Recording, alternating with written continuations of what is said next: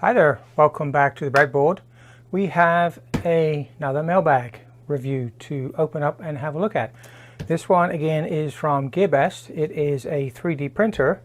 Nothing on the box to give away what it is, so we're going to open it up. It's one of the new ones that's just come into GearBest, and what I do know about it is it's a 300 by 300 bed. It is mostly assembled. According to the web page, I'll put a link up. It should take about 10 minutes to assemble. So first things first, let's get it out of the box and just have a quick look at the parts, the paperwork, etc., see what kind of quality it looks like, and then we'll see if that 10 minutes holds true. Big sheets of the standard foam packing. So take the top off. First thing we discover here is a pre-assembled build platform and base unit. Even belts are not tightened up on there yet, but that's fine. It's been in travel and everything else. So pull this out. So that looks like a 300 by 300 bed. Got a glass heat plate on it. So we'll have a look at that in a moment. Anyway, let's go further down. So what we have here is another piece of expanded foam protecting more things. Got the hot end and everything else here. Let's just get in here. So the next thing we've got is the gantry, and so the X and Z axis with lead screws, etc. Let's just find somewhere to put this down safely.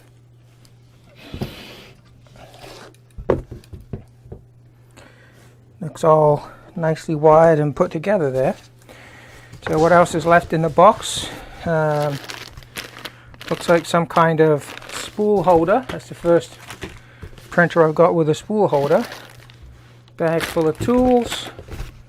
North American power lead, that's good. And looks like limit switches, USB cable, a little bit of filament, and some stickers and things. So we'll look at those in a second as well. We have a manual, pre-installation instructions, assembly specific instructions, and HCmaker7 desktop 3D printer. So what we have here is the HCmaker7. It is I won't say completely pre-assembled. As you can see, it's in a few pieces, but mostly assembled. So if you're not technically minded, this thing should be more up your avenue. And the last thing in the box is the control box, the knob that fell off. It's got a little screw for adjusting it. There we go. And all pre-wired and assembled. We'll have a look inside this before we turn it on, just to make sure nothing dropped in there. And that's it. Okay, so here's everything out of the box. So like I've already mentioned, we've got the pre-assembled base with adjustable leveling feet. Looks like a glass bed on top. Looks like it needs adjusting slightly to tighten it up. We have the Z axis and head assembly already connected up. Looks like a free-flying lead for the gantry power.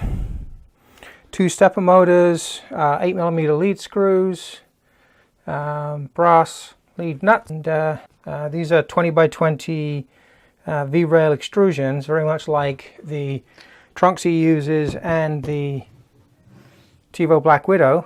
Okay, so we've got the Z-axis here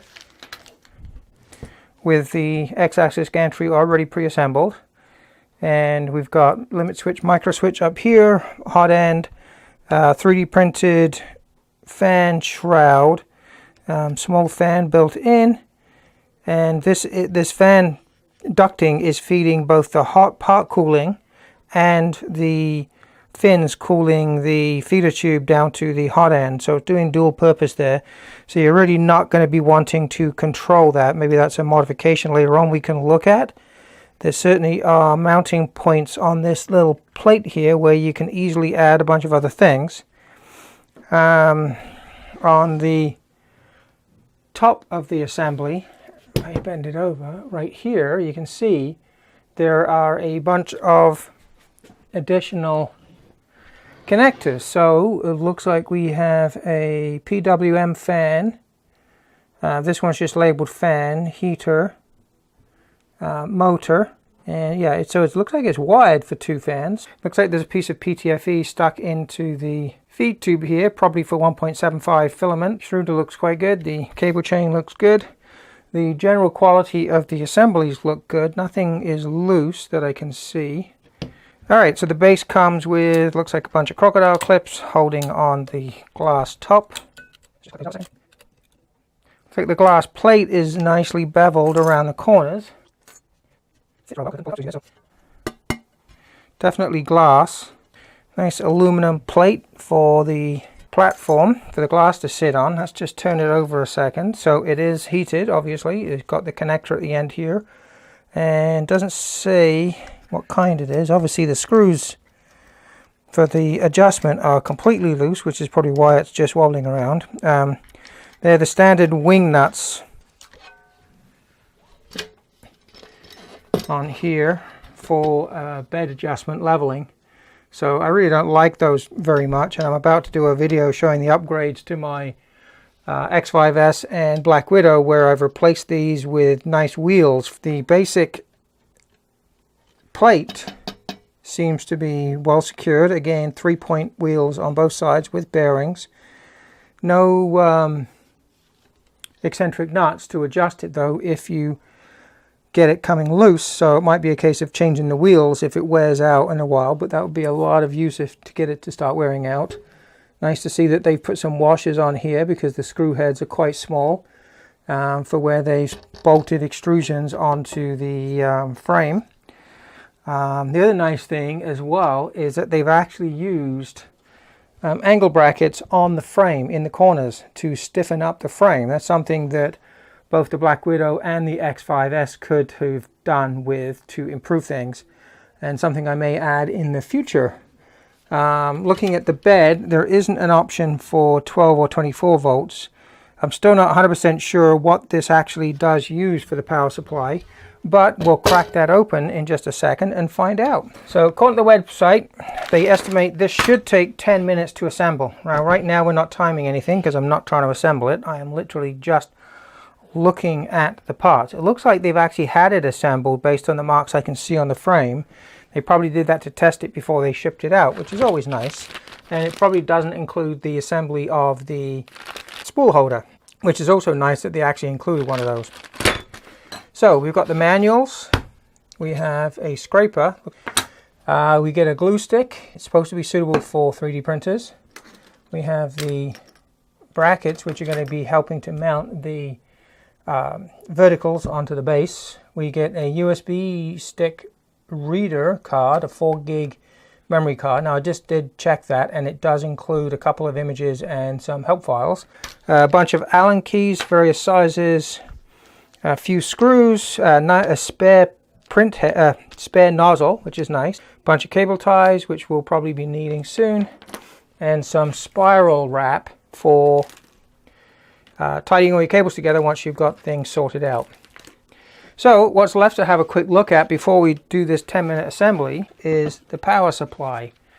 So I'm going to bring the camera a little closer, and we'll take the cover off and see what it actually is inside of this. Because it's all pre-assembled, I have no idea. Got 2 nice, really good lights up above me, but let me know what you think of the lighting situation right now. Take off the compulsory piece of plastic off the cover of the controller. This is looks like the standard graphical display that most 3D printers have. So it looks like there's 1, 2, 3, 4. Not sure the best way to get into this, but we've got the power supply here. We actually have nicely engraved on the outside the switch settings for 110 and 220 right on here, right here. And it's currently set to 220, so it's set for Europe. Let's just flip that while I remember to 110 volts. It wouldn't do any harm if I powered it up with on the 220 setting and I'm only got 110. But going the other way, of course, if you have 220 and it was set to 110, that could be rather bad. One thing I like about this case compared to the TiVo Black Widow is that the distance from the edge of the case to where the nuts go is probably about ½ an inch here instead of maybe 1 or 2 millimeters, which means you're a lot less likely to crack it if you pull too hard. I'm trying to see which is the easiest way to get into this without undoing everything. Looks like the bottom is not the easiest. No, the back. I think the top is probably still going to be the easiest, so that's the way we'll go.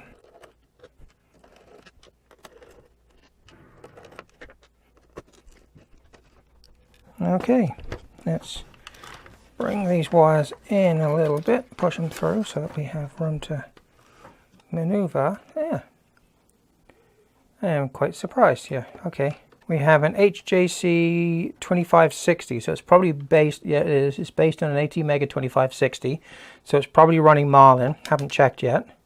So we have PWM, fan 2, fan 3,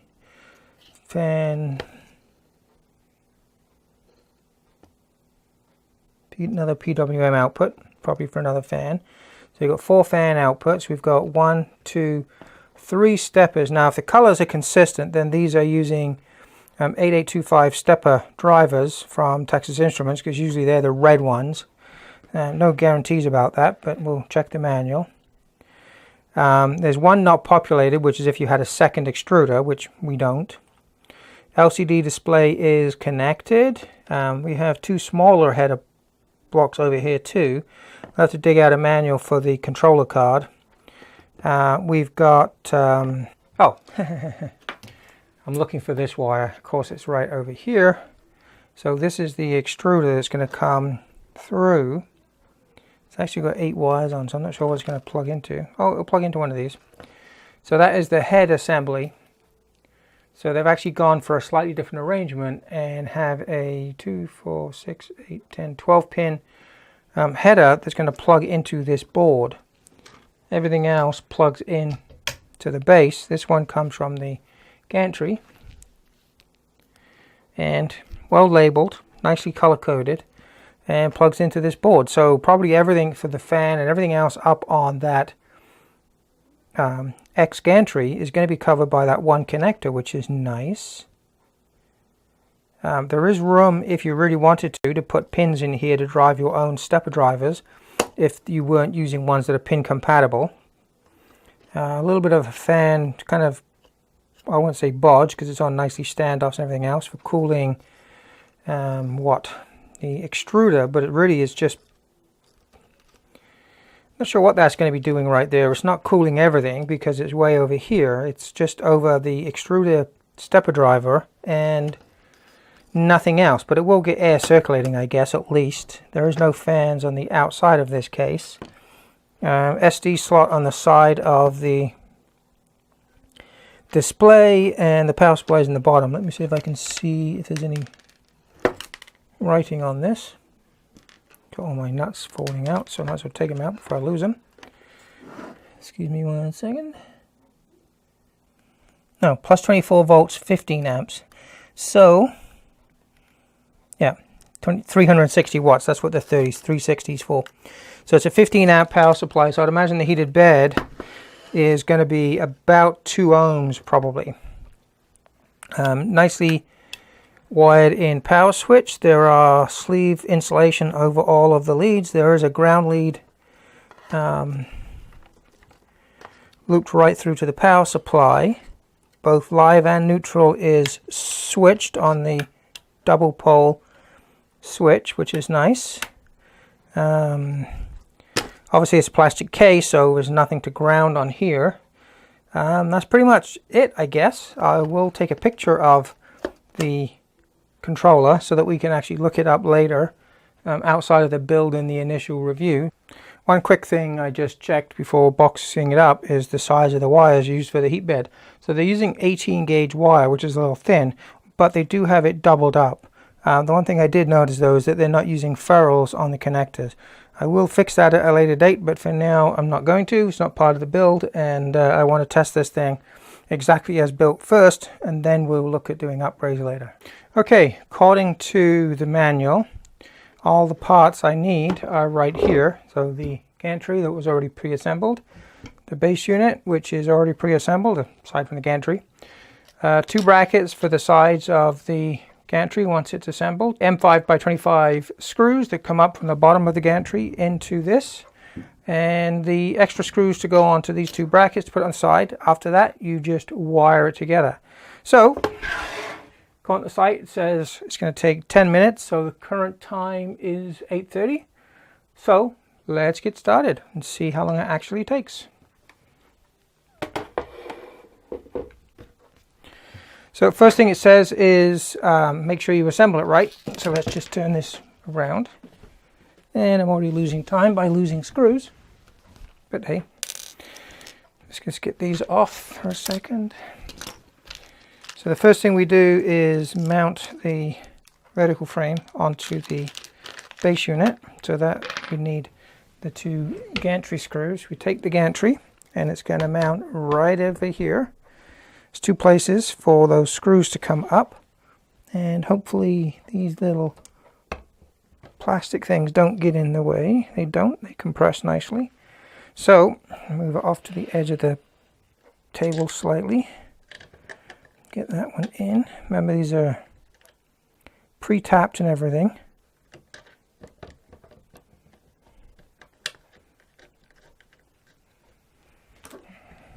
Take the screwdriver.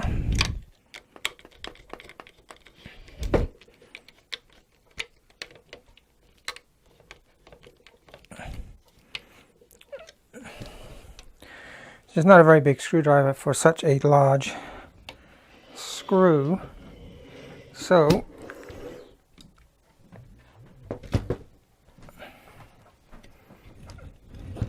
I'm going to lay it down gently. And I'll grab another one to tighten it up with in a moment. Get this one lined up.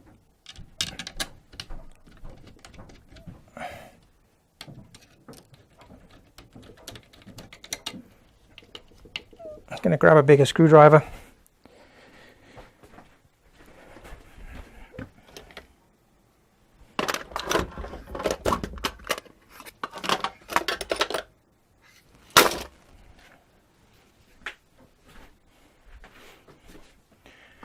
Just got a bigger handle on it, that's all. So tighten that in. Tighten that one in. Now we can stand this back up again. And there we go. Now this is the front. Here's our cable chain assembly. Not sure if that wants to be through there, but okay. So one bracket goes on one side of the gantry for the limit switch here, which is this one. We have to put an extra screw in here. So let's just do that. Now you want to line these up with the slots, so they will all just drop in. And then that will just drop in there nicely. Doesn't seem to be any adjustment for this.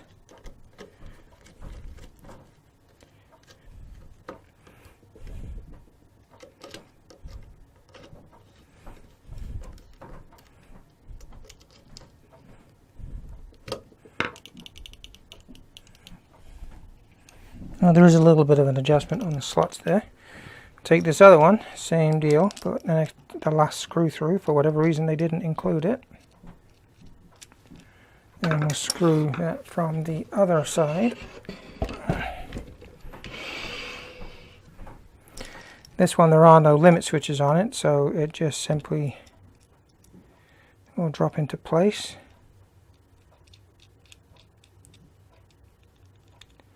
Two vertical, two horizontal.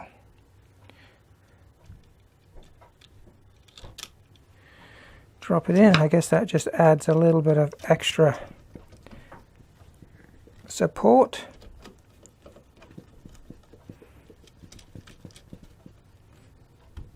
Now they put these angle brackets everywhere else. It would have actually been nice to have one on the front of each of these. That might be something I'll do as if there's an issue with stability, which actually it doesn't look like there's going to be.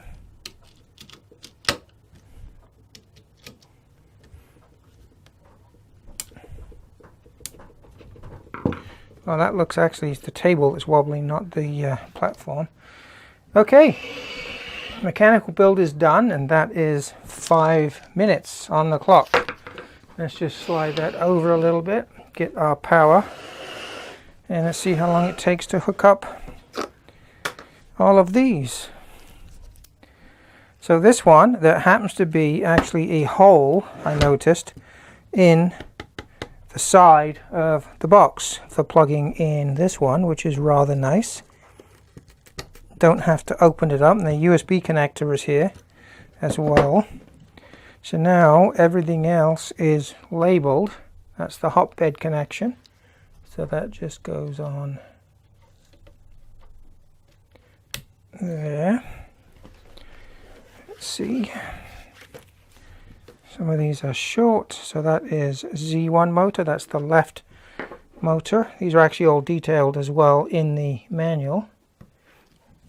And this one is probably X motor, which is this one up here. And the connection is under the motor. So that's that one plugged in.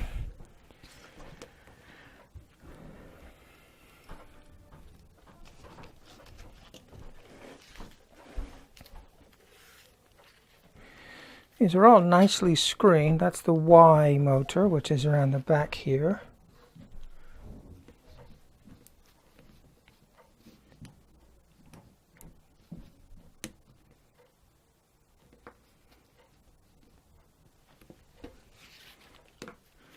This one is the Z end stop. XYZ, that's this one we just did here actually. I don't know why it's so long, but anyway.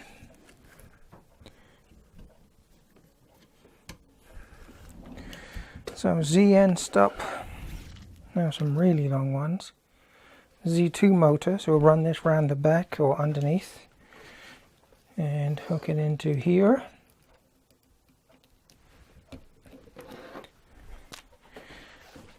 This is the YN stop, just sitting at the back here.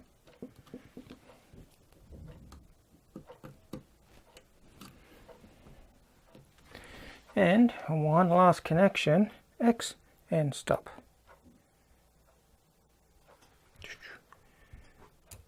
There's one right here. So I would say that it definitely needs to have some cable ties or something, but that is it, and it has taken exactly 8 minutes. So yes. Now, we do need to level the bed and things like that. You can't expect it to get here without being leveled, but basically that's ready to do our initial calibration and try it out. So leveling is going to involve dropping the gantry down, or even from the top. Actually, it won't matter which way around you do it, but you need to initially set the height of the gantry here so that this beam is about the same height from the base, the bed, on both sides.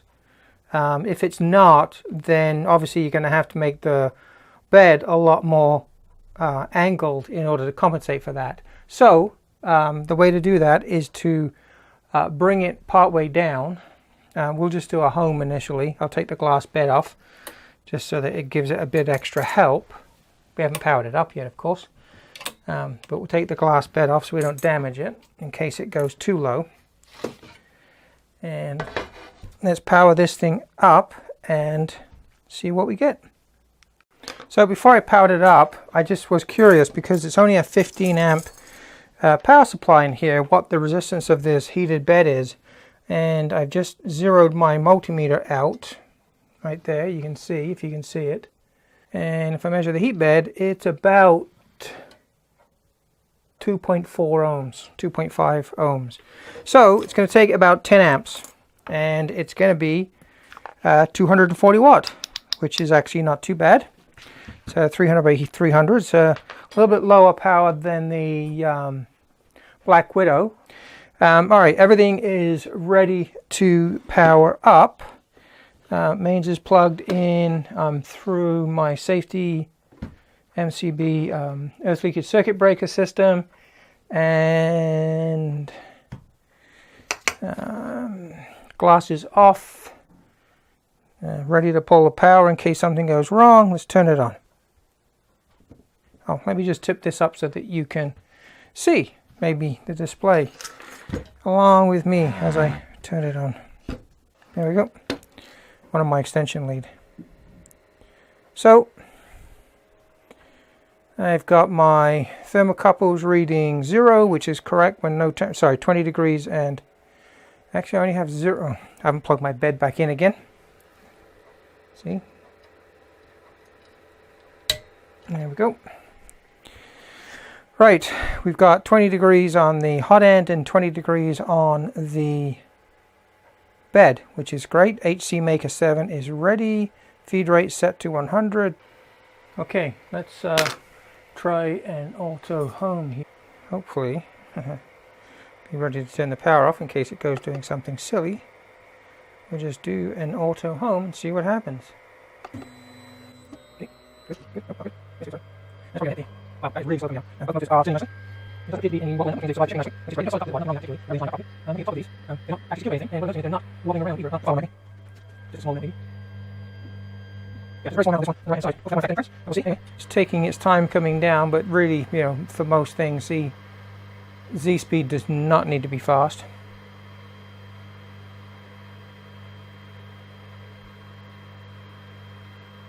So it's homing with the head well away from the build platform, which is good, but we may have to set offset so that when we want to print in the middle of the bed, it will actually print in the middle of the bed. Almost there, about an inch to go. And there we go. So now, with it homed, the question is how close is it to the surface of the bed? Bring this one forward. Bring this one in. And we still have enough room. So it's glass in here. Which we do.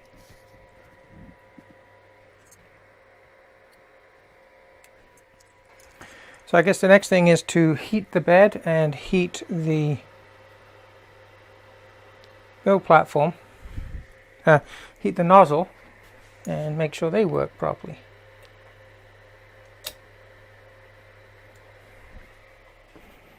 And then, because you don't want to level the bed when it's cold, because you won't get a good reading. Now, we are actually quite away from the bed with this, and I noticed that the adjustment screws are already loose on the springs underneath, so we probably need to adjust the Z height slightly before we adjust the bed down. So I'll do that and then get back to you.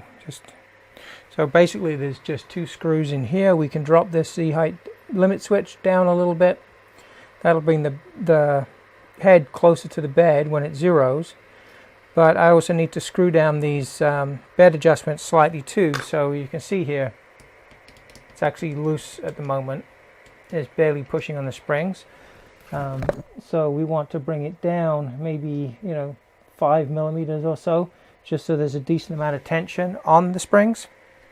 Let me just do that and then we'll continue and get trying a print. So one of the things I find better for leveling a bed is actually feeler gauges. Using a piece of paper is all well and good, but I find feeler gauges you can get a better idea for it. What I do is I set my bed, I zero it, I then use the motor control to set it at 0.4 millimeters above the 0 point, and then using a 0.4 millimeter feeler gauge I can adjust the head so that it is exactly 0.4 millimeters above the bed. by adjusting the bed height adjustments. This way, when I go to 0, it is exactly 0. So if I tell the printer I want a 0.3 millimeter first layer height, I do indeed get a 0.3 millimeter layer height. So that's what I'm going to use for adjusting the bed here. Okay, so I've slackened the bracket that was holding on this end plate that's got the adjustment limit switch on it down here, and there was enough play to drop it down a little bit further, and I also pushed this adjustment for the micro switch itself to the bottom. Now we're actually hitting just below the build plate, which is perfect because now it means that I can adjust it by bringing it down, which is what I want to do. It's rather awkward to get into these because of where they're at. Now right now I'm actually there. I'm just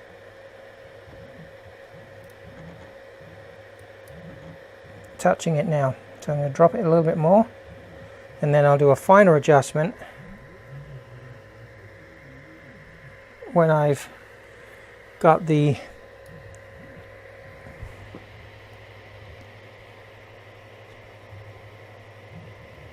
feeler gauge in there, because I haven't set 0.4 yet. I just want to make sure it's not going to hit anywhere before I continue.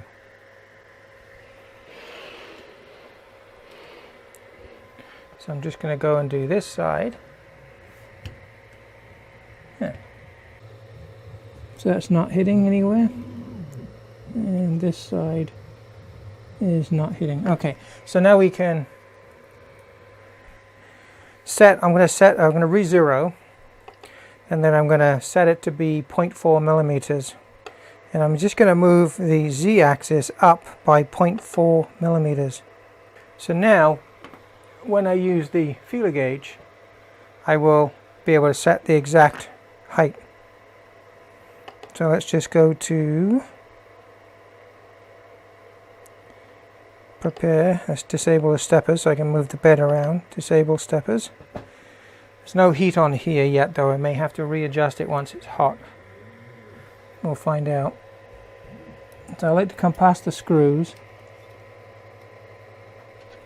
and try not to push down on the bed, but lay the feeler gauges flat. I've set this to 0.4, which is the height we've got adjusted, and I'm actually a little bit high still, would you believe? There, just to the point where it's just going under without hitting the nozzle. So that's that one. Let's move across to this side and do this one. Same thing. I'm going to get the feeler gauge slightly up, so if you want to find just that one. Now the other side, the feeler gauges can be up a long way off. I'm still not big enough. I have to add some big springs with this bed. There we go. Okay, so let's bring it back up here. Do this last one. Try not to push the bed up or down with the hand. And try to get these adjustments to set them.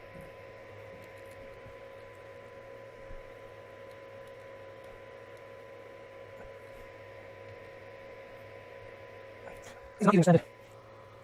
And free screws I'm used to, so they're very small movement to get that bed height adjustment in. So I did move that, and I'm saying I could move it a 8 in.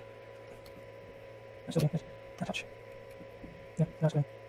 Alright, so that's 0.4 millimeters all the way around. So the next thing to do now then would be, let's see if the bed will heat. Put some filament in it. Now the one thing I'm not sure about here is actually where to put the filament, because the extruder's down here. When it's right up here, there's no easy place to mount filament up here. I guess you could mount something up here. It would make it slightly top heavy though. So having it on the side, it would have quite an acute angle getting into here. You'd want a longer piece of Teflon, I think, leaving it out so that it keeps it as a nice curve, or you have to babysit it the whole time. Anyway, next step, let's heat up something. So the filament we've got to test with this is PLA, so I'll just do a prepare preheat PLA, and we'll do everything. So PLA bed and hot end. So that's going to 195 for the hot end and up to 55 for the bed. So it's reading about 36 on the front panel. I've got about 32. Now I'm near the edge and the thermocouple for this is elsewhere. I do have a FLIR multimeter which actually does have temperature measurement capabilities. It's got a thermal camera built in, so we can actually have a look using thermal imaging as to what's going to happen on here. Let me just turn it around a little bit so we can see the temperature heating up. I'm trying to make sure I keep this in view so you can see it there, of the bed, and you can see the hot spot on the hot end right here, and then the bed heating up everywhere else. And you can see there are a few little, well actually look, when I'm looking at this it's looking fairly even.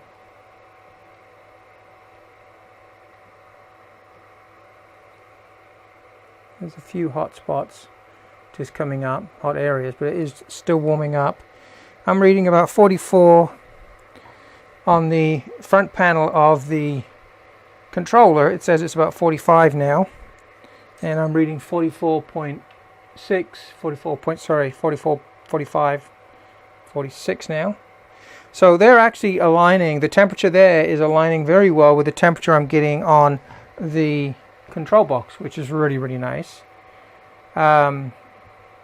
This is telling me here, now this surface is reflective, it's got glass in it as well. It's reading about 41 on the surface. I don't know, I think the hot end is out of range for this. Yes, it is. I can't read the hot end with the thermal camera. But I'm reading the bed about 44 on the surface temperature. If I put some tape or something on there, it might help. But my my Agilent meter is already corroborating what the control panel is. So up to 50 degrees out of 55 now, still heating. The hot end is up to 195. So we just need to wait a little longer for the bed. Now I've got this lifted off here slightly, so let me just take that out. So now the bed is actually reading correctly. Okay, just push the filament in. It's coming through nicely, melting nicely, which is good.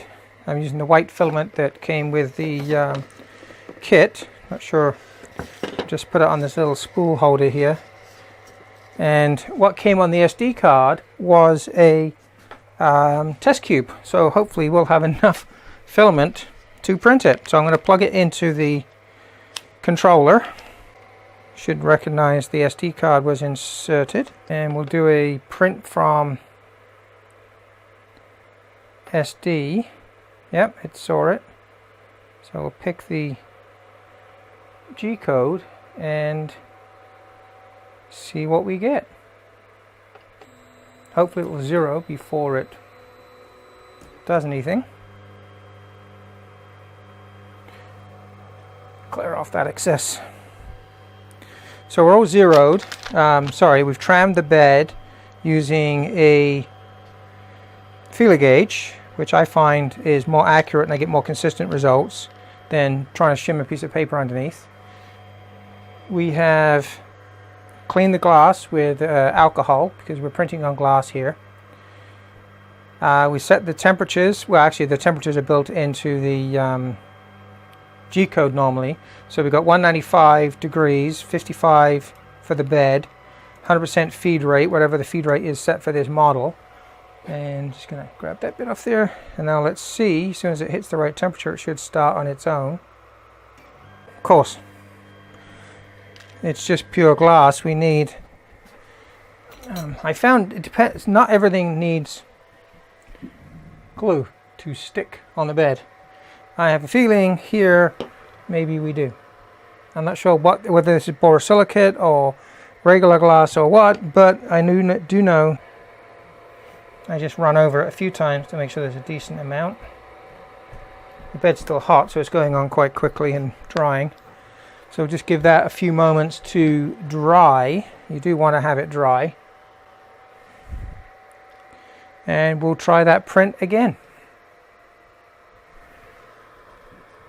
It was actually extruding perfectly fine. And we haven't actually, even though I've aborted the print, it hasn't set the temperatures to 0.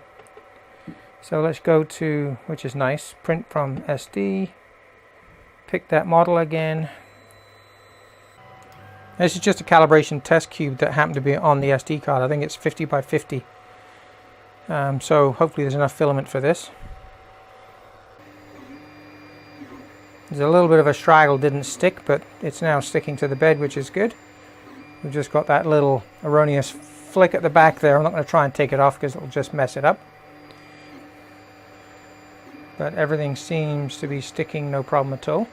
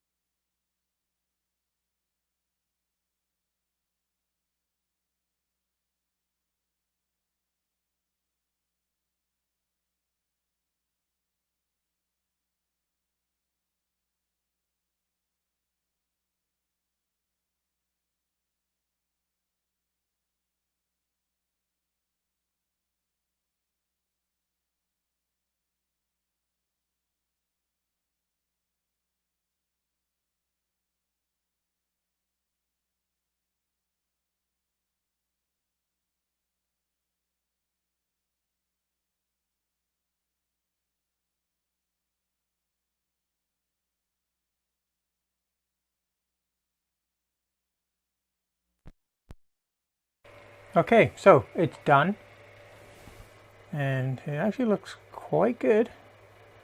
I'll take some close-up static still photographs of it to get a better idea how good it is.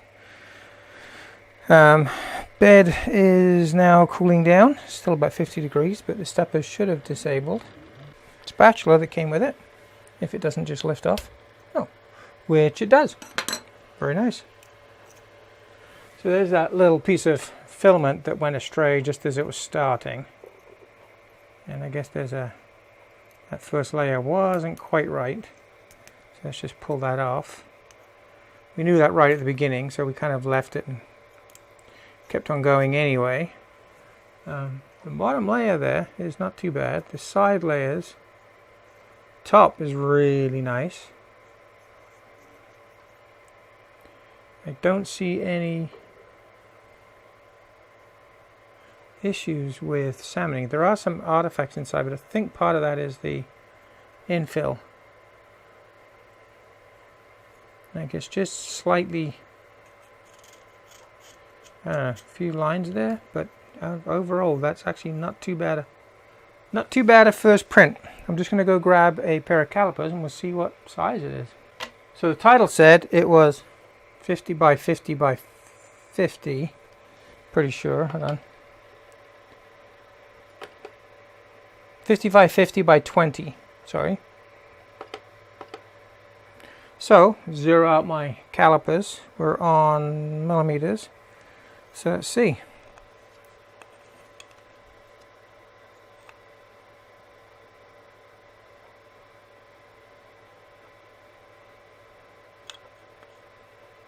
Oh, I'm on inches. There we go.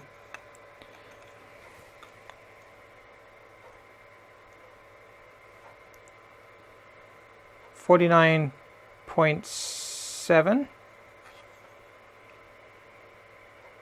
49.7. Well, it's consistent. And what about the height? 20. So 20.4. So that's about 2% higher than it should be. That might be something to do with that first layer not going down thick enough. That was like maybe a bit thicker than it should have been. But I don't know how big. Well, the 10mm wall thickness is actually pretty good. 10.03. Let's test it in the other axes. 10.09. 10.1. 10.1. So yeah, 20.4, 20.4, 20.4, 20.4. Yeah, it's consistent height-wise all the way around. It's supposed to be a 55/50 by 20. That's pretty darn close. So I don't think adjusting the steppers would necessarily fix that. Certainly within the realms of adjusting extrusion and things like that, though. But let's get a pinchy done and see how that does. I'll put that on a separate video. Anyway, that's the review, I think, and build completed. Again, this is the HCmaker7 desktop 3D printer. Claims 10 minutes to assemble it. We didn't do it in 10 minutes. We did it in 7. So that's good. First print, well, you know, had to put some goop on the bed, but aside from that, it seemed to be okay. Minor few tweaks perhaps to make things a little bit better. I'm going to print a bit PLA benchy now. Leveling it, easy enough. Tramming the bed, easy enough. Assembly, really easy. 6 screws and you're done. Tools, more than enough tools. A whole bunch of extras. Spare head. Power supply, 24-volt system.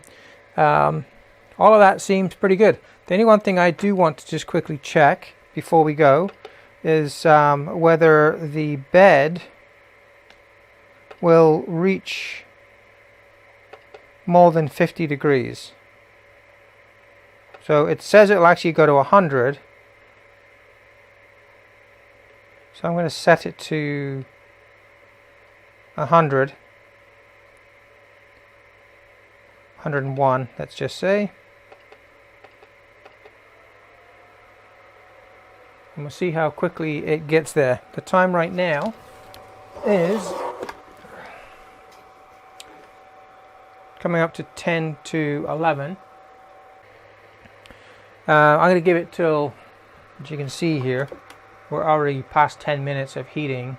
I'm going to give it till, I don't know, another 5 or 10 minutes at most, so it will have had about 20 minutes to heat up, and we'll see where it gets. It's just really crawling now on these last few bits.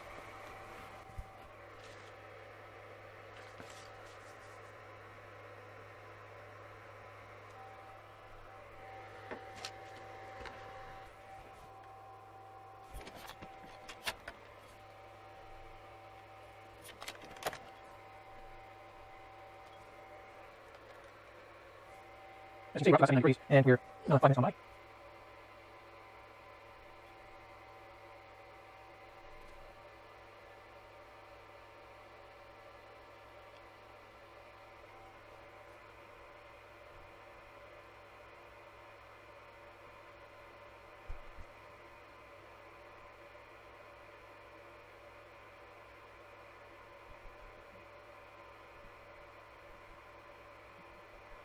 Well, that's 18 degrees, and we're 6 minutes, so 16 minutes in. 18 may be enough for ABS, and it's a little low side, it might work well enough for ABS. I think probably another 5 10 degrees out of it if you put, I need to heat on the other side of it. Maybe coal or something like that. I'll have to do a, I'll probably get project, obviously I have to be doing something with that. The PETG ID wants about 90 degree heat bed, it will work less, but the PETG wants to have more. So this is what I'll need for that. Yes, it often wants 110 degrees for the heat bed, as I temperature, running temperature for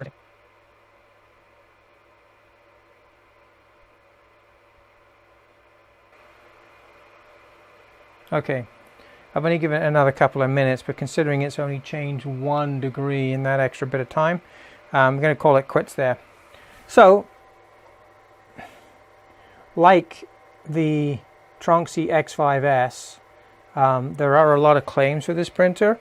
Mechanically, it's great. Looks like the hot ends seem to work okay with PLA. It loaded up no problems and everything else. A few things that definitely need to be addressed before you can handle, say, ABS as an example, the heat bed temperature. So we'll do some look at that out in a little while. Having a separate part cooling fan. Right now it's on full cooling all the time because it's using the same fan to cool the parts as it is using to cool the hot end transition chamber area. The top of the extruder here certainly has all the fittings for adding additional fans and stuff like that, so that's not an issue to be able to get those hooked up easy enough. We will have to 3D print some things. Spool holder, well, I put it together, but I'm not sure if it's right. There's nothing about telling you how you should put it together, but you know, having to get a wrench out every time you want to just add a filament to it doesn't seem right to me, but just hanging the spool on here seemed to work just fine. It's good that they gave you a glue stick. It seemed to work as well enough for ABS, PLA. So I guess that's it. If you liked the video, if you found it useful, give it a thumbs up. If you don't, well, then you don't have to. This is the third printer now that I have reviewed from GearBest. And I think for the beginner in 3D printing and somebody that maybe doesn't have too many mechanical skills, electrical skills, this is probably by far the best one for somebody like that so far. That doesn't mean that there are better ones. It just means that out of the three, which is the Tronxy X5S, the Chivo Black Widow, and this one, this is the better one for a beginner because 6 screws, plug in the electrics, it's done. Everything is clearly labeled, you know, and aside from basic alignment of the tramming of the bed and the X-axis across here, everything else was set and ready to go. PLA prints no problem at all. I think that the head will get there. The bed is what's having the issue getting up to temperatures. So you can get away with some things, even cold bed for PETG if you really wanted to. So the only issue might be if you tried to print ABS or something. I will see you on the next video. So, bye for now.